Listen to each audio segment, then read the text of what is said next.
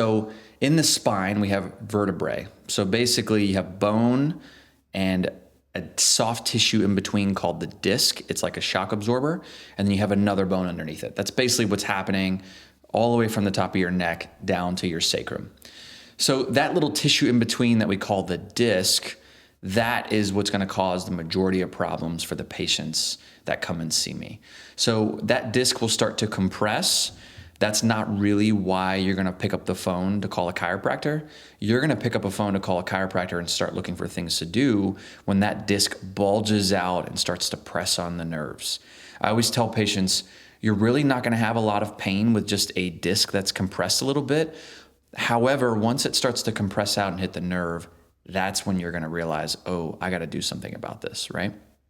So back to the inversion conversation. How does an inversion table from a 30,000 foot view help this type of condition? Well, very simply put, you have a compression issue. The disc is compressed. It's pushing on the nerve. An inversion table is going to help pull you out of gravity and start to create some negative pressure there. Good for most people, but it may not help everyone. Here's the caveat. If you hurt your back on Sunday and it's Tuesday and you quote unquote threw your back out, you may have a lot of compression on a nerve. Your muscles may be in spasm. Your body's trying to protect itself. It's very smart. Your body will start to protect itself. So what your body may not like is flipping upside down to try to get that decompression or that inversion because it doesn't really fully understand what is going on basically. So it's going to keep you in spasm and not allow that to happen. So a lot of times what I'll tell patients that have an acutely compressed or even a chronically compressed nerve, you want to start out by doing some stretching and some mobilization, a lot of times from a chiropractic adjustment. And one of the main things that I'll do in my office is an adjustment followed by some decompression. So a decompression table is going to do just that. It's going to decompress the spine with two variables.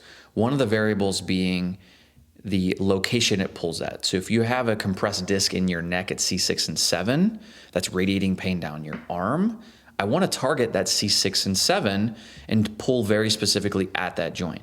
If you're on an inversion table, it's going to pull the entire spine. It may not be able to target C6 and 7 enough.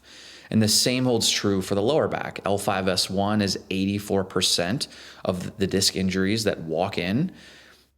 I want to target that. If you walk in here with very acute lower back pain or maybe chronic lower back pain that's coming from one specific segment, you're going to want to target that segment, get out of pain, get out of relative discomfort, and then use the inversion table. See, the inversion table is a great maintenance piece.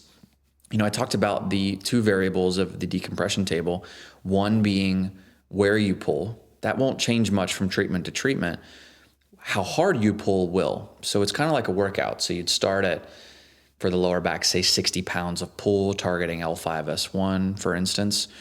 And then you can start to increase that each time. Say you go 60 pounds, then 70 pounds, then 80 pounds. Getting more and more pull, you'll get more and more relief. You'll get less and less axial, aka pain around your spine. And a lot of times you're going to get reduction in the radiating pain down your arms or down your legs, aka the sciatica, the shocking, shooting symptoms that come with a compressed nerve. So once you have that decompressed, then you want to move into mobilizing at home through stretching, through strengthening, and doing some inversion table at home. So how do you do that, you might ask? Well, hanging upside down is just kind of flipping it upside down is not a bad idea, but it's not the best protocol in order to target, for instance, your lower back. Most common thing to happen in my office is lower back pain. So how do you target that? Well, there's a few variables. One is you want to get on the table at neutral, we'll call it horizontal, and you want to lock your feet in and set the point at where it teeters to your height. That's very important. So you want it to make it very hard to go down, easy to come back up. So that's the first thing. I don't want you worried about getting stuck on it because that's a very real worry most patients have is getting stuck on it. So the harder you make it to go down and the easier you make it to pop back up, is really going to be beneficial here. And I'll explain to you why that's beneficial with the protocol that I have that helps with this. So that's step one, is set it to a good height. Once you're on it, you actually want to set the pin. There will be a pin to stop you so you don't go any further, so you don't fully go upside down, at about 60 degrees. So for the lower back, 60 degrees is the best point to get as much pull directly at the lower back as possible. So start at horizontal, set your height, go down to 60 degrees, and you're going to stay there for about 45 seconds. So I want you to get an app on your phone that does interval timing. You're going to go down 45 seconds, stay down there, and you want to come back up to neutral, horizontal, for 15 seconds. And you want to repeat that about 5 to 10 times. You can do that daily. You can do that a couple times a week. I would say it depends on the severity. You know, if you work a very intense job, daily is not a bad idea. If you're a desk jockey, meaning you work at a desk all day long, I like, 3 to 4 times a week. Even once a week's okay, depending on the situation. But that's how you're best going to use an inversion table to help maintain your lower back condition. It's probably not going to fix it when you have an acute episode or something chronic that's never been treated properly, but it's a great way to maintain. And I'm going to touch on one more piece here, and that's stability. I talk a lot about stability versus mobility. I just put a video out on social. You want both. So you don't want to be too mobile, meaning you have very strong mobility to where you're too flexible. Because what happens is if you pull that joint apart, there's nothing holding it there to prevent it from going right back to compressed. And you also want stability. So that's on the other end of the equation, is stability. You don't want to be the muscle guy with too much strength and stability that can't move around, because that's going to provide you just as many problems as being too mobile. So you want the mobility with stability. I like exercises that are yoga and Pilates based. There are a lot of isometric, meaning holding exercises to help achieve this. It doesn't have to be your whole routine, but once or twice a week, incorporate some holding based core, glute, lower back activation, because that is going to help you increase stability.